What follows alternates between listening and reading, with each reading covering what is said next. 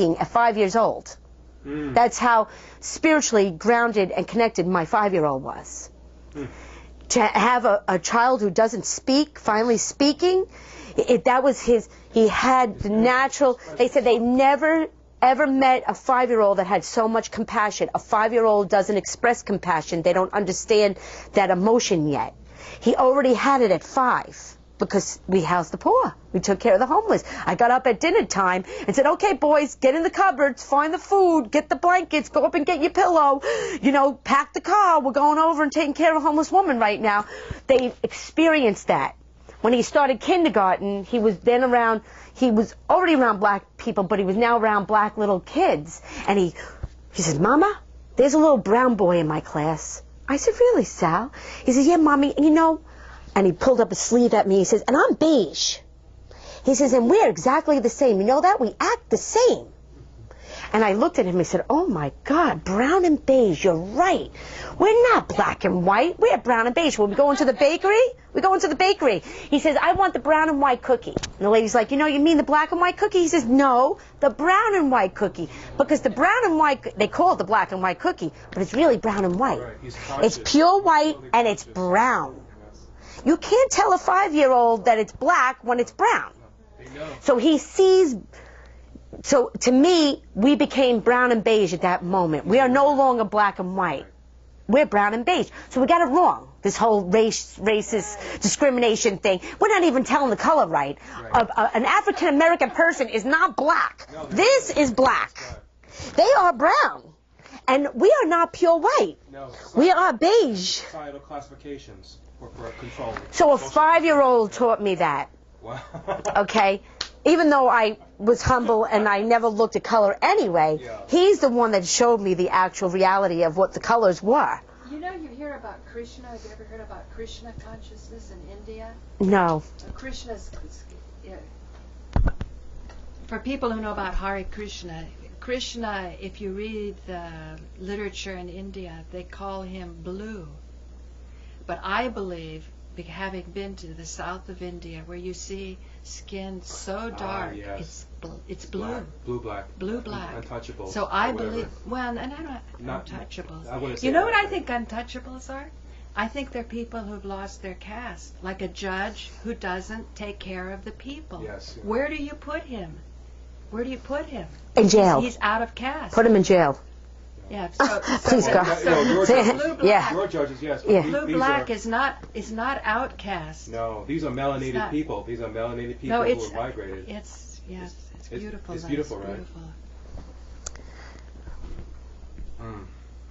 There's a lot to take in. This is a lot to absorb in. Yes, it is, and it's probably a sequel of. They say it's going to be a movie someday because it's definitely the good and evil of what's happening in 2014. It's like Brockovich meets Walking Tall. Yes, and I'm going to step back. It's very much the Aaron Brockovich story because my girlfriend and I exposed. They were going to build the high school, the Riverhead High School, on the Grumman site in Calverton, which is completely contaminated. They were putting a high school there.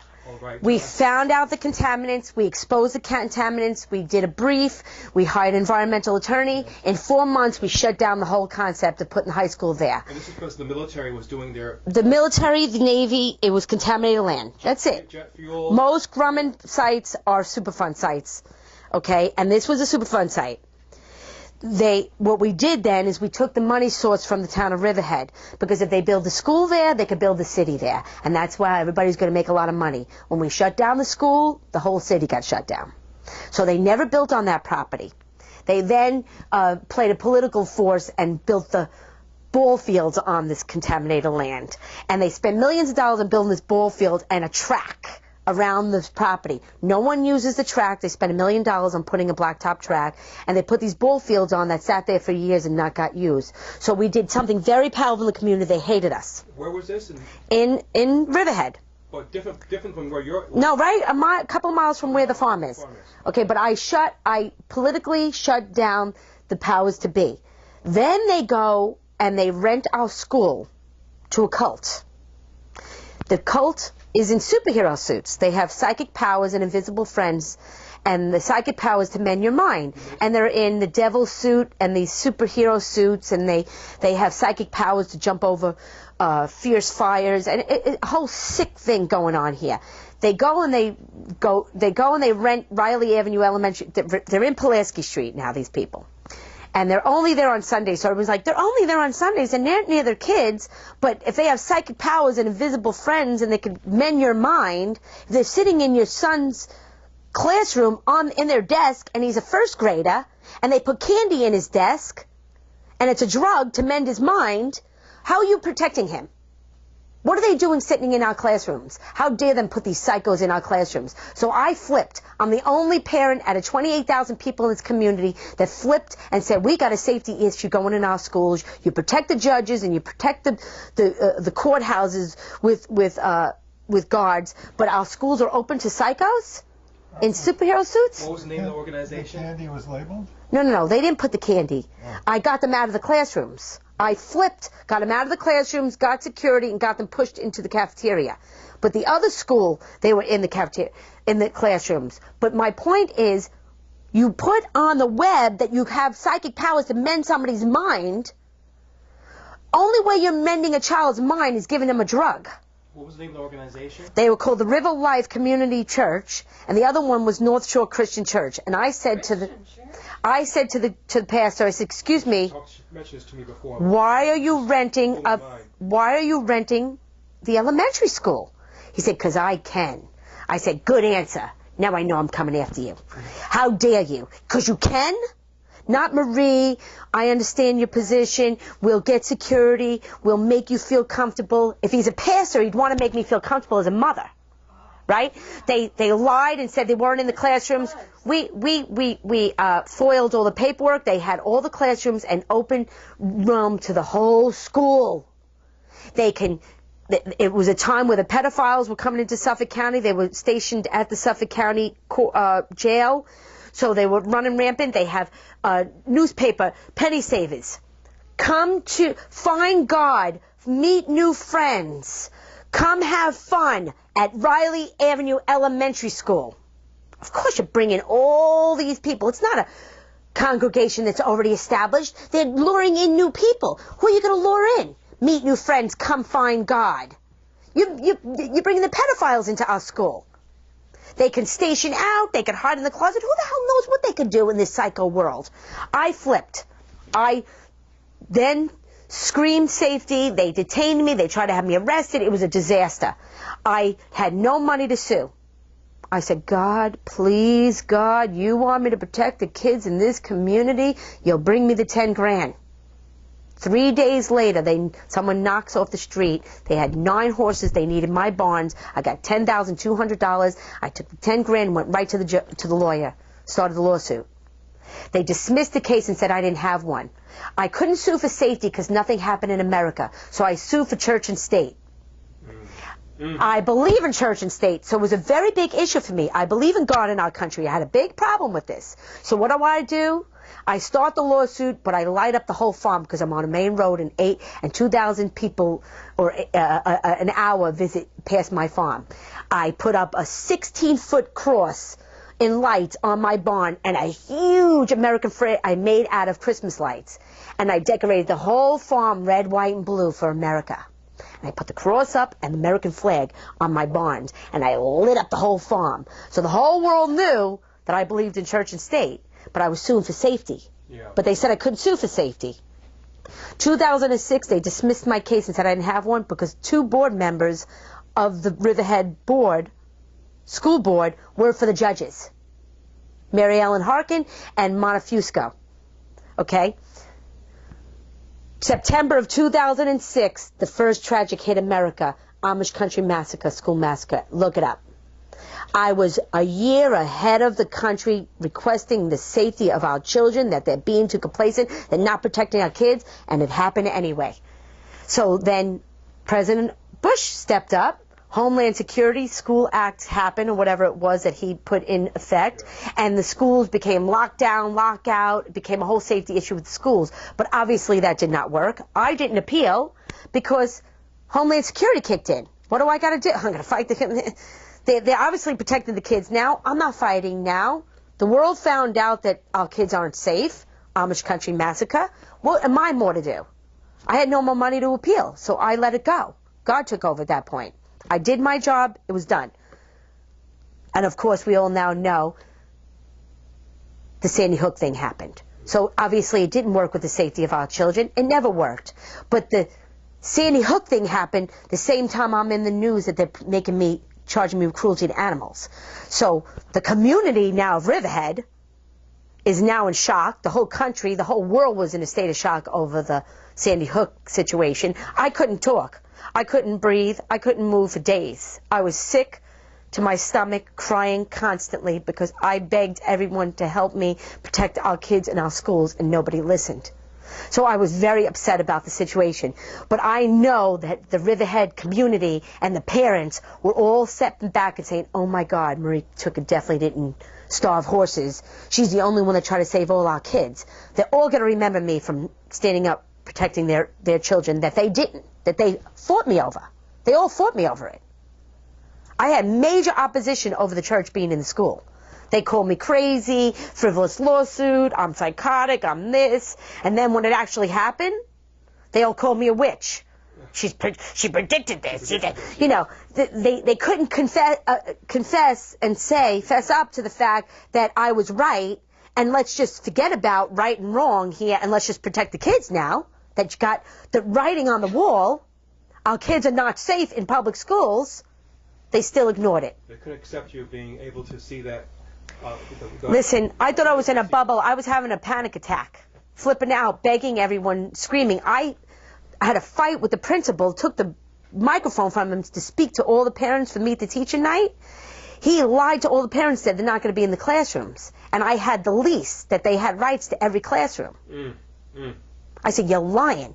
You're lying to the parents. At least tell the parents what's heads up that their kids are being subjected to psychos in superhero suits. These bizarre churches. What was the organization name again? That was a River Life Community Church. As soon as I exposed the pictures, I blew them up thinking that everybody would see them clearer. River Life Community Yeah. Church? And I blew them up. I started spreading them out all the board meeting. They shut the microphone on. They got security, threw me out of the room. I said to all the teachers in the room, any one of you don't want to hear me speak, stand now. I said, I'll speak louder than that microphone. And I started talking louder.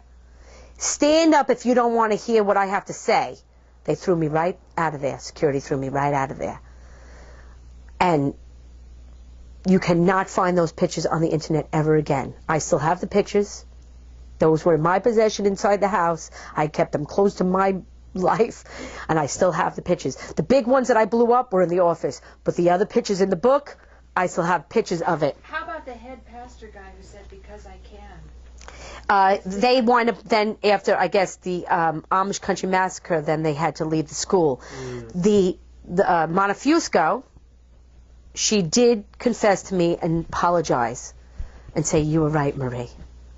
It's just the way you went about it I didn't like. I says, how would you like me to go about it? You weren't listening. I begged you. I didn't sue you first. I begged, pleaded, screamed, cried, asking for your help to protect our children. You ignored my cries. I had to sue you. There's always some bizarre justification, like they don't like your approach. Oh, I didn't like the way you went about it, but you know that's just their way of saving face. Yeah, she thanked me and said she was sorry, and I said, I'm not here. Lori, her name is. I said, I'm not here to fight you. Thank you for apologizing. I have no, animosity towards you. I'm grateful that you acknowledged that the children were not safe. Now maybe you'll stand up. You know, that was it. That's amazing. So those are two powerful things I did in Riverhead that made the powers to be look bad. And shut them down. Shut their money sources down, their political positions. I was exposing things that they were doing that were not kosher for our children. Right, and you really shut down the revenue stream. I did shut down the revenue stream, and it became a open door for revenge. And that's when really the pressure started coming. They ruined my girlfriend's life. Her husband was John Ehlers. He was a surveyor for the town of Riverhead, and her brother-in-law was the judge Richard Ehlers is the judge for town of Riverhead. And they beat her up to a level. They tried to take her children. They took all her money. They did everything to her to ruin her life for what she did. And yeah, and me, they slowly ruined my life because it was revenge. It was the open door for revenge. We're going to get her. They had all the power to get us. Other than us here, Freedom other than Freedom First Party here, Joe Barton, Paula Gloria, Joe Friendly, myself, Lamont, Rock Class and his work with Constitution and Jurisdiction, other than the common law people with their alliance for having common law juries. Common law grand jury. Common law grand jury, excuse me. Your support system, is it still, do you have support with the VA Beacon House? Even with the polo tournaments who rented your space? No, they ruined all my reputations and my relationship with everybody. Polo will never come back to the farm. They have, because of what they did to them, telling them that I don't own the land. They actually came and they went into the barns and stole the whole water system, $47,000 water system. Each stall, there was 36 stalls. They took each room had a heated water system in each stall, so it was 36 units. They completely stole them all. I videotaped it in the back of the guy's truck. He drove away, and they scrapped it all, $47,000 in water system. They said the horses had no water on the farm. They were taking the water system. You have that video? Can you give it to Yes, me? I have the video. I'll edit that in here. I have the video of him leaving the farm and the parts of the water system, and then one of the persons, when I got the farm back, wrote an affidavit saying he was hired to take the water system. And you have that affidavit? Yes. He confessed. And then they all confessed. Even the drive here, somebody called me, and they confessed they were paid and hired by David DeRosa to hurt me and destroy my life. And these are the people that stole all my tools. I mean, literally everything I had, they stole. That could be a civil suit. Yes, criminal too. Well, it is the Hobbs Act. It is the Hobbs Act, and until we get somebody to prosecute, they will never prosecute unless I get a grand jury. And there are ways, Lawless America taught us that if, when you exhaust all your remedies with the prosecutors and they will not and refuse to prosecute, there is a way that you can then go to the grand jury yourself and open the door for prosecution. But I haven't The done... problem is Gail Prudente is keeping people from getting into the jury rooms. That's the problem. Now law people are suing her and indicting her. They already have 20-year count on her, 20-year in jail sentence on her for preventing common law grand juries from entering the counties. Well, she definitely has to have a connection in the situation, because soon as my father confessed on Monday, he confessed of the relationship with the DA and the horses being put on the Long Island Expressway. 2 days later, they rendered a decision to give the criminal, the person who cut the fences and put the horses on Long Island Expressway, my home. For a deficiency that's not real, with judges that are disqualified. This judge that rendered the decision, he just wrote denied on my thing after he held it for a year. He denied it after we exposed the crimes on the record. He denied it but never put a decision in. Is that Fernetti? Fernetti, he's disqualified. Yeah. He has no subject matter jurisdiction over. He disqualified himself? On his own. He went back up. They put him, the administrative judge put him back onto one of my cases. After he disqualified, and then just rendered a decision to make me homeless. Render the foreclosure now. Not a foreclosure, it's a deficiency, and the deficiency on a piece of property that he took possession of, took all the money, took all the rent, told all the tenants I don't own the property anymore, took possession of the property from my tenants, through my tenants. And then every time I went there, they called the police. I finally got the tenants out by eviction, and I went there, washed the rugs, wait for them to dry, came back. The house was filled with 6 women and young children that were homeless. They came, broke into the house, and put all these women in there with the children running around. Knowing my heart, I came to go move in, and there's all these women with children running around. And that's all on recording. Who are they to let them in? David DeRosa. I came, called the police, said what was happening. That the house, first I came, the house was broken into. The person was in the driveway. I said, get her name. What's her name? The cop's like, I'm not getting her name. I'm not doing anything for you. All on recording. I come back 2 days later, and that person that I asked for her name that was outside, that wasn't in the home yet, took possession of the home. Now, just slow down a second. This is what I wanted you here for mostly, Joe. What does it mean for a judge to disqualify himself? What did you learn in law school? And make sure the mic's close to you. Nothing. Be as dreamy as you No, can. I don't know. I watched your judge disqualify herself. Well, she recused herself, but she didn't come back and make a decision. I don't see any distinction between disqualify and recuse. It's the same thing. Well, whatever. It is, but there is a technical issue with disqualification. One's statutorily, and one's there's a difference. One's Yeah, administrative? there is a difference. I read and I forgot. I'm sorry. I read it over and over again, but it is the same concept. Recusal and disqualify means they can never, no longer have personal jurisdiction or subject matter jurisdiction over the case and the matter, or render any decisions against you or for you forever. I don't know And about yet the they forever came part. back. They came back on and In how many minutes? Days, weeks? they disqualified themselves in 2011, and now it's 2014, and he just rendered a decision against me. On the same index number? Not same index number, but the same matter and the same relief and the same parties and the same piece of property. Right. Same legal. So they're saying different index number. You don't disqualify. that index You number don't. trick, Joe, Yeah. right? You don't disqualify yourself from an index number. You disqualify yourself from the matter at hand or the parties at hand. Thank you for clarifying. Yes. Because I knew that was a trick. Index numbers change all the time. That's why they're trying to trick on you, too. Yeah. Index number. What's in the papers? We don't sue by an index number. You just get an index number so they can keep track of things. 1, 2, 3, 4, 5. Thank you. Your social security number is your index number. Right. But the matter is the matter. Subject matter. Subject matter is the matter at hand. What do they have jurisdiction over? What can they render a decision against? What can they make a decision on? Right. They do not have subject matter when there is no statute, law, procedure, or rule that can allow them to make a decision. It says here, Rule 10b, disqualification and recusal by a judge. So this goes into what you're talking about. There's lots of case law on it.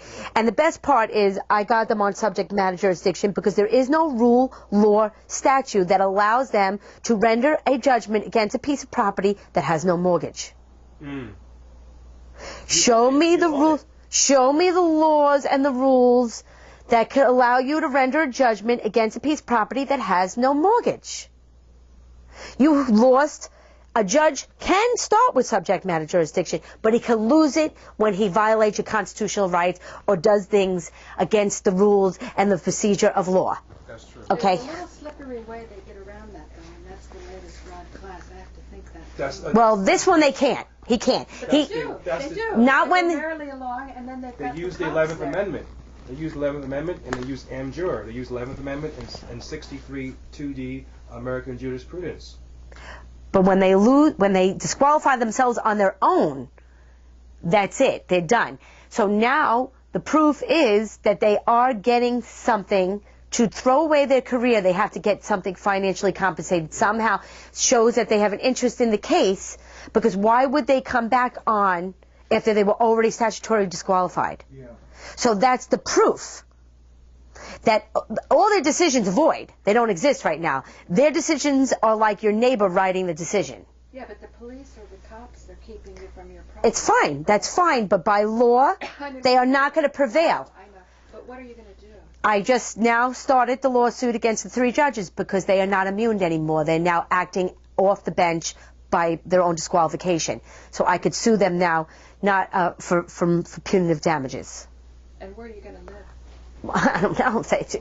Say throw me out, I'm homeless. That's it. It's game over. No, but did I understand incorrectly? There's 6 women living in your property? No, that was that home. They took that home. They took that home by putting those people in there, by not letting me get back in, by not letting me rent it, taking all the money, and then they destroyed the house. And the deficiency that we're talking about, that they're taking the home I'm living in now, was from that home. They trashed it, destroyed it, looted all the rent, so I couldn't pay them, even though he doesn't have a mortgage on the property. Why He did you just... have to pay him? Pay taxes? No, pay the mortgage. Oh, you did have a mortgage. I had a mortgage on that piece of property. This is a different home. This is a different home. David DeRosa, my father's partner, went and had the mortgages assigned to him, even though it was unlawful and they're not real. He was not a bank. He was not registered, insured, bonded. He could never have an assignment of a mortgage to him, ever, by any operation law. When I called the people, the servicing trust that had my mortgage, realized that they gave it to somebody who was not bonded or registered or insured. So they're a little bit afraid right now, but the judge, just knowing all these rules, knowing that the Attorney General just made it's a felony if you do deceptive practice and take somebody's home, you go to jail. The judge still rendered a decision in favor of David DeRosa after he heard that David DeRosa did all these criminal acts against me. So that meant to me that he was getting something. How do you give a deficiency on a piece of property that you took possession of and then trashed it? You created the deficiency. You made it a deficiency, and you made the property devalue the property by your acts. You can't do that. Judge Spinner granted the homeowner a $155,000 award because the bank did minimal things to them. This supposable assignment of a mortgage, which is unlawful, trashed the place. Kicked the doors in, pulled the stuff off the cabinets, I mean, to make the house of no value. Can you tell us? They actually came in and Yes, they put all these people in there and they destroyed the house. Doors were kicked in. Can you tell us the location and the town? It's 112 Dayton Avenue, Manaville. It's my heart. I hand-built and designed this house. It was going to be, I thought, the first orphanage. Separate equity. Separate piece of property. They knew it was my heart. They took my heart, and that was the house that they tried to settle with. Take the Manaville house free and clear and walk away, little girl, because they knew that the farm they couldn't legally keep. And this was, what year was this? So if I settled and signed over, I would have lost the farm forever. The fact that it didn't sign is when they came after me criminally and did all these things. And then my father confessed. And he demanded me and requested me and begged me to sign an affidavit releasing him of all the crimes that were committed. And he said that on the stand. He said on Monday, I said, did you request and demand me and beg me to release you from all the crimes committed on the farm? And he said yes. Now what do you do? Then I pointed at the judge and I said, now call the authorities. Now you heard the crime for yourself. Call the authorities. It's your duty. Do you release him? The judge? No, your father. I didn't release him, no, because he's the superior respondent. If I released him, everybody under him would have got away with all the crimes. So then what you have to say is the judges have to do their job. I did. So you can forgive your father. And they didn't. Now you can't. They then rendered a decision against me and gave them the home I'm living in over a deficiency that couldn't be. Judge Rebellini was disqualified. He came back on my case and gave David DeRosa a deficiency because I wrote affirmation instead of affidavit on my motion. But I'm trying to get... Because I wrote affirmation instead of affidavit on my motion. He gave David DeRosa a $100,000 deficiency on a foreclosure when a judge was disqualified. But how do we get back to the ultimate goal of law, which is redemption? How do we do it? Forgive your father. I've already forgiven my father because my father is 75 years old. He's now in the public eye before the devil and the judges. See, he was the tool for the devil. Mm-hmm. He was the hammer. Yep, he was a front. Okay, they used him to get me, and it worked. But I'm in a room now with the enemy that they're coming after my father, but my father was the tool to do it. He knew, he had the knowledge, and he was part of it. Even though he didn't do all the acts, he hired people to do the acts. Just as bad. I understand that, but I'm saying, how do we get out of this theater? How do you get to the place, your soul and your father's soul hooked up to give you your body? I will There's now. a very precious, spiritual, profound bond between mother and child, Father and daughter. father and daughter. Well, not here. I said to my father, There will be. well, There has I don't to think be. so. If there's a God in heaven, if there's a spiritual A divine place, force, there has divine to spirit. be Well- redemption. well, I said, But of course you can't put you at risk, and you can't put your orphanage at risk and all the people you've helped.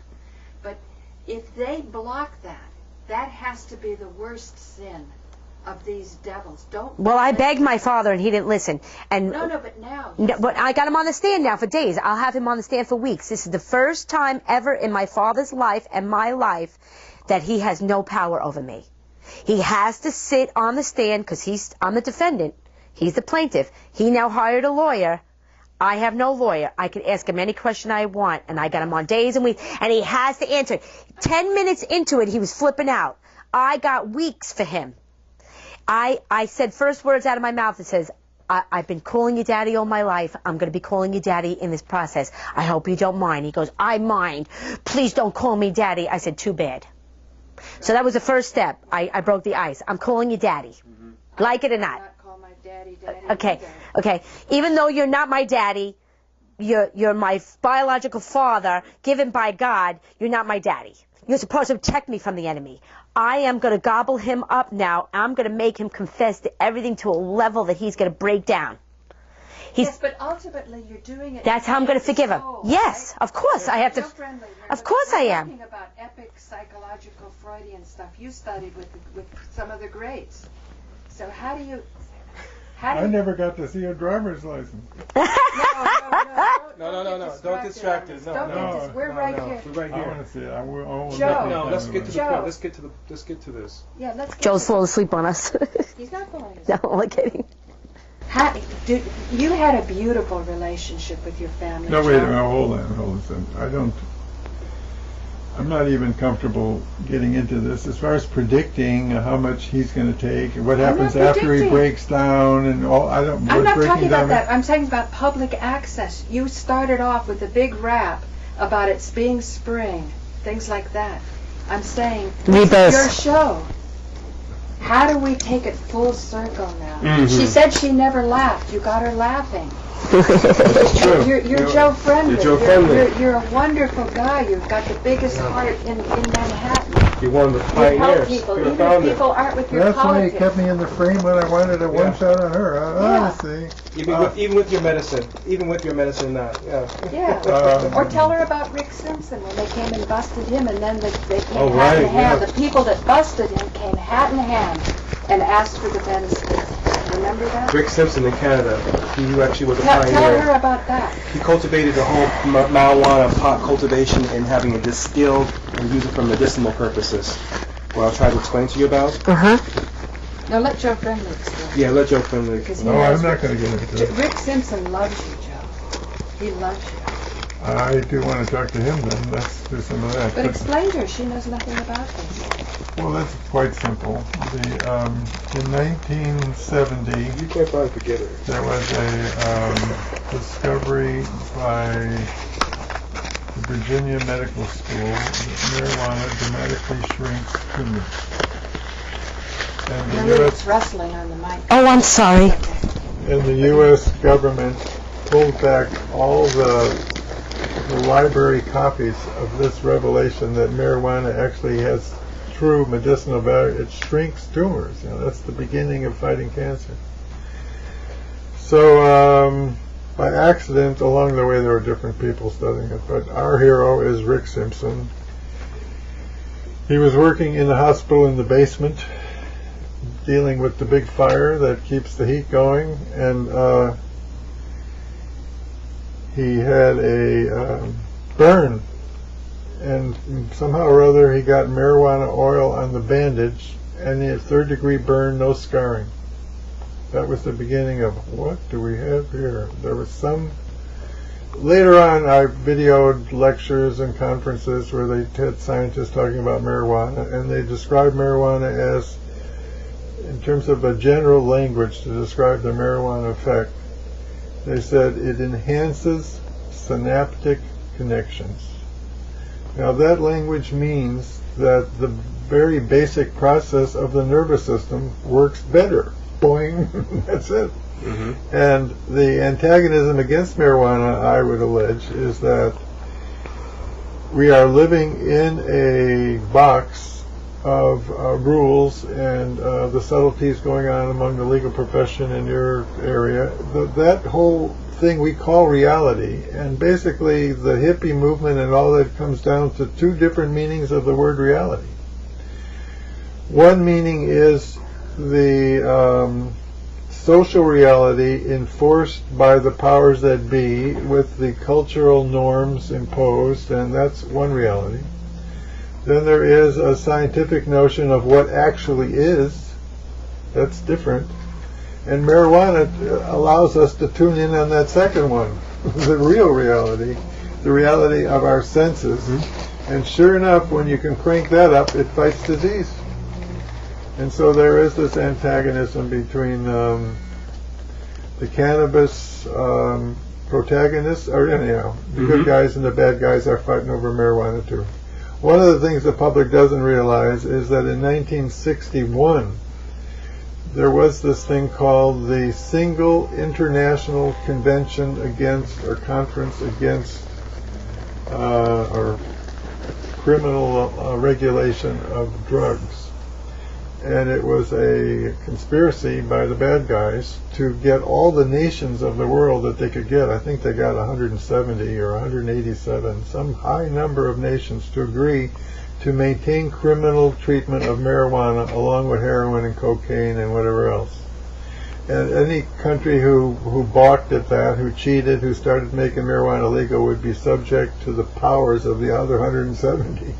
So, and what was interesting was the name of this thing. I always am amused at that. Instead of saying the first convention, they said the single convention. Like, hello, that end of story. Don't think you're going to change it anymore. Wow.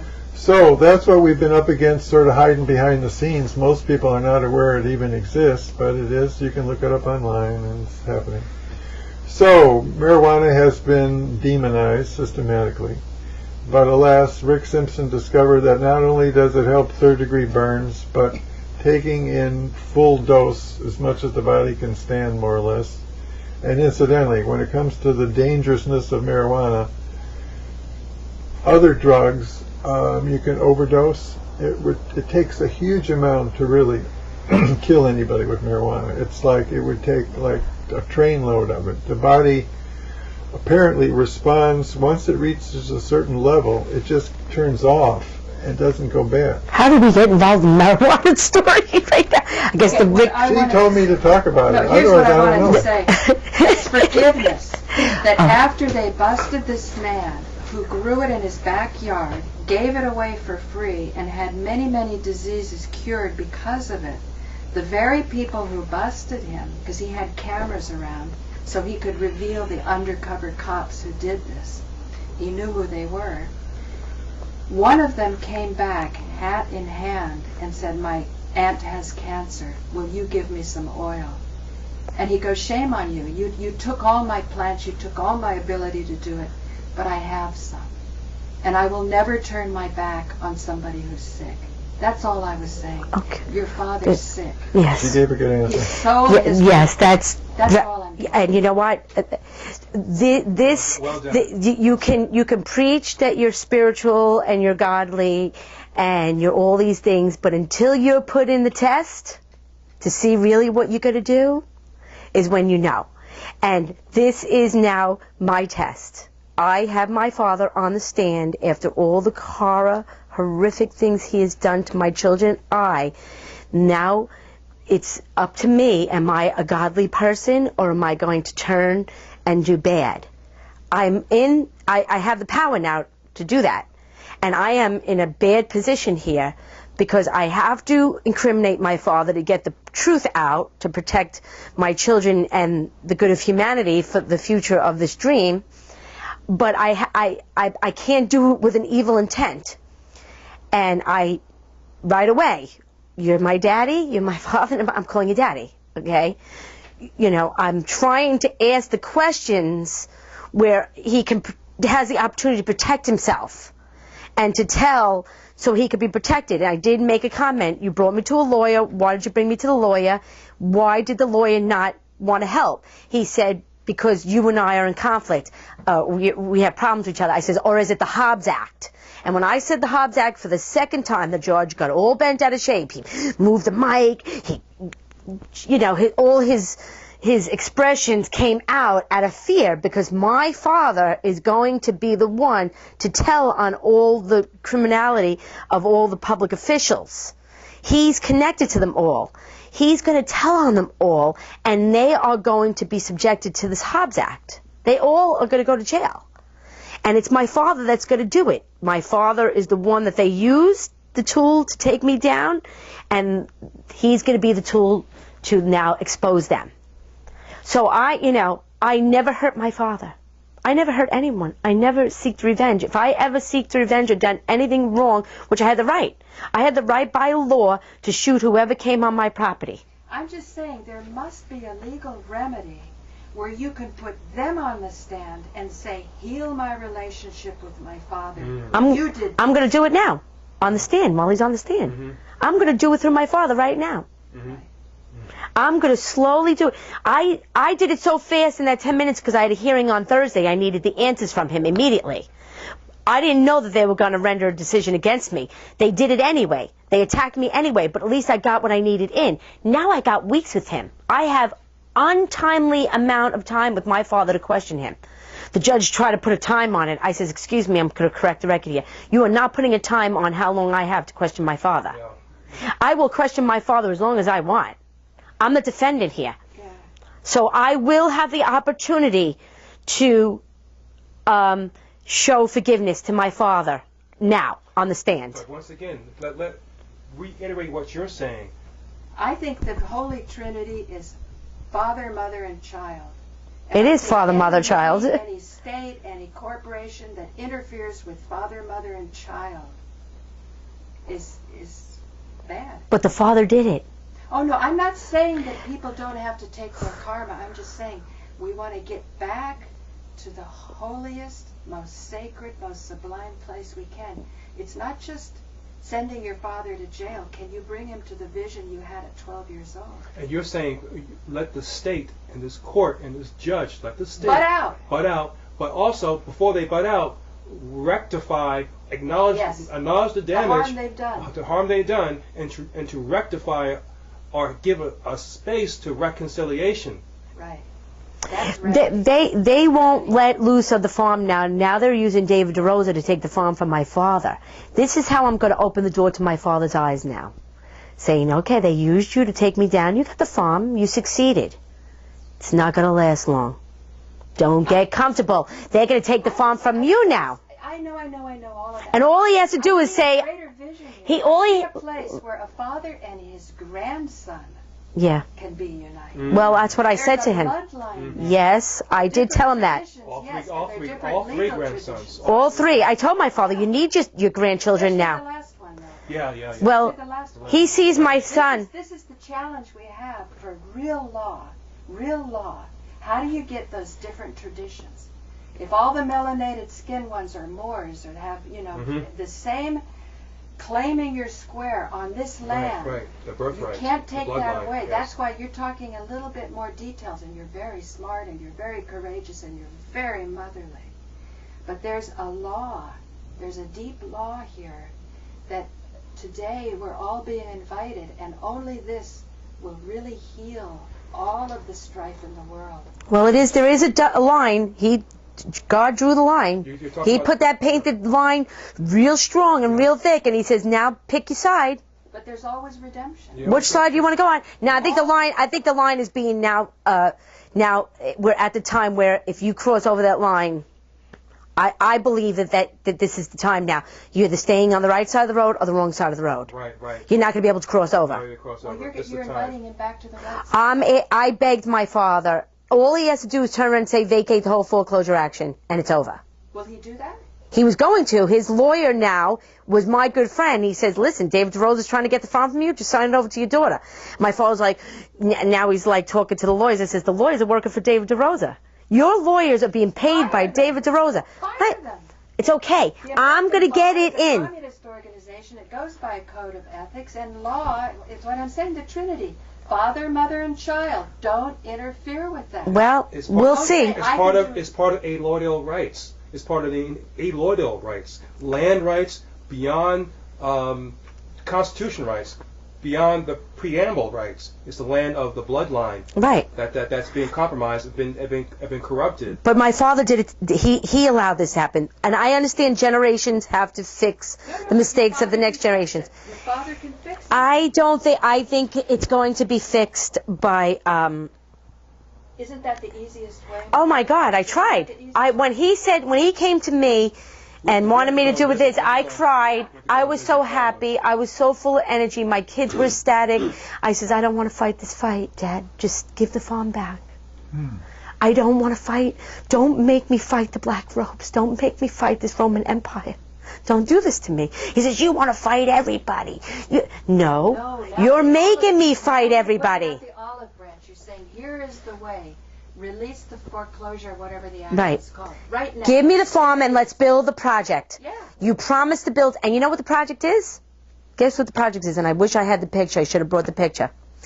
The project is, you have to see the project. When I found out that 1 out of 4 homeless people were veteran in 2007, my son was getting his hair cut, and I was pacing up and down watching him through the window get his hair cut, and somebody was challenging me, well, how are you going to do it? How are you going to do it? I says, I know what I'll do. I'll design buildings that are shaped like the USA, and everyone will see it from the sky, and then everyone will realize who I'm about and what I'm doing here and how I'm going to give this farm to the poor. I went off, and I was just talking. I went home, and and God, I hope I could find it, but they took so many things from me. I know I have it somewhere safe. I designed on a napkin the USA. It's 3 separate buildings shaped like a U, S, and an A. Architecturally, it's the easiest concept to build. It's only rectangles tied together. There's no structural issues here. There's no brainstorming of intense engineering. It's complete practicality, all rectangles. And I drew them as rectangles, and I drew a U, S, and an A. I said, oh my God, you want me to build this? Then I realized where the property was. I didn't connect where the property was. Even though 9/11 made me a multi-millionaire, $100 million, I wouldn't sell out. The land was worth $100 million because of 9/11, but where the land is, geographically, it's the complete opposite of the Twin Towers. Twin Towers, you go to the end of the Long Island Expressway, you get to the Midtown Tunnel, you look to the left, and there were the Twin Towers, right? You come down the Long Island Expressway, you come to the end of the LIE into Riverhead, you look to the left, and that's where the USA was going to be built. It's the last piece of property on the LIE that you could visually see where you would see the USA, and that's where I designed the USA. But I didn't connect it until I designed the USA. I said, oh my God, the land is geographically the opposite of the Twin Towers, so I'm Main Street, and that was Wall Street. I'm giving it to the poor, and they're taking all our money. Oh, my God. So I saw the concept. I went right to my father with the picture of my little picture that I drew. He says, oh, my God, that's brilliant. We could paint the roofs could be all red, white, and blue. I said, that's right, Daddy. They could all be, even though I already had it, I was just piecing to his ego because he's a builder. My father is a builder. Okay, so what way to go out into the world than to build the most prestigious piece of architecture ever hitting America, and then giving it to the homeless veterans? Come on. What's the best prestigious project you could ever build? This is a book about Frank Lloyd Wright. Frank Lloyd Wright said if he could build houses for people, there would be no war. Right. He didn't want churches. He wanted to make the cathedrals in the houses. Right. In each home was a holy sacred place. Well, I designed the USA. I had a rendering done. I had an architect. I had it all done. I drew it out. The concept was there. I copyrighted it because I don't want anyone to take my concept. And then this concept would then be built across America. And then there would be no more homelessness. because the money that I was going to use for the first USA, I was going to build them across America. But I was going to use the money. See, I had 134 acres. I didn't need the money from the USA. I had more than enough land and more than enough abilities to make enough money to survive and still build my dream. And your father, a builder, saw that. Yes, he did. So you're connected. Yes. So let's get But he took it away. He took it away. We have to No, go. we gotta Wait, get back. wait till- Mom and I are going to go visit your dad. Wait a minute. Wait, on top of it, you want to talk about connecting the And Prudentes? Joe Friendly Yes, too. yes, yes. This is how we're connecting the Prudentes. Okay. Listen up, Anne-Marie Prudenti. Okay? I never went to the town to file permits, to do anything. They did a story because I was connecting to this a nonprofit organization. I went. I exposed the USA project. Everybody flipped in the room. The lieutenants from the Navy, the Air Force, they were all at me. They were all standing in line to talk to me about the USA project. Whatever you need, whatever you need. I mean, that whole room completely changed, and they all stood in line to talk to me about the USA. They did an article in the newspaper about the USA project. Anne-Marie Prudenti, I never went to the town. They had no jurisdiction, no right, no nothing to write anything. She goes on her own, writes a letter, tells the whole world publicly that they're denying me ever to have this project built. All right. So now we know. Now we know the lay of the land. Yeah, Now we she know the denied it. She wrote a letter. Okay. She's a first cousin of Gail Parenti. Yeah, she's Yes, connected. this is nasty, this is ugly, but we've gone into it, and now we know where to strike. You have a brilliant father.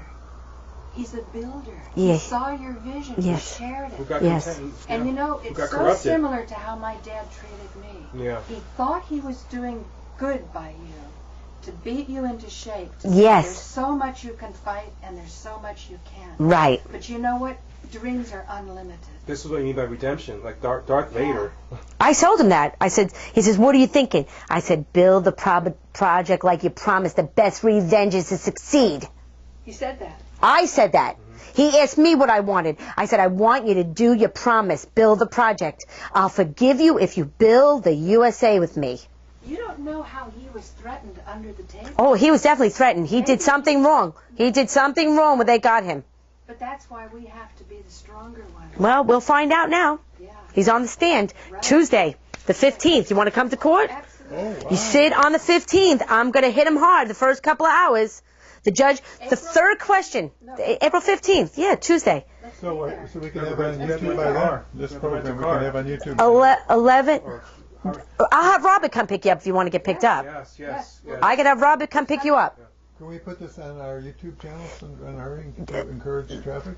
April 15th is when I'm going to have hours with my father, and as soon as I got on the stand to cross-examine him, I did the third question, and his lawyer, objection, and the judge is sustained. I says, oh, we're going to be here for weeks. I guess you don't want to hear the truth to the judge.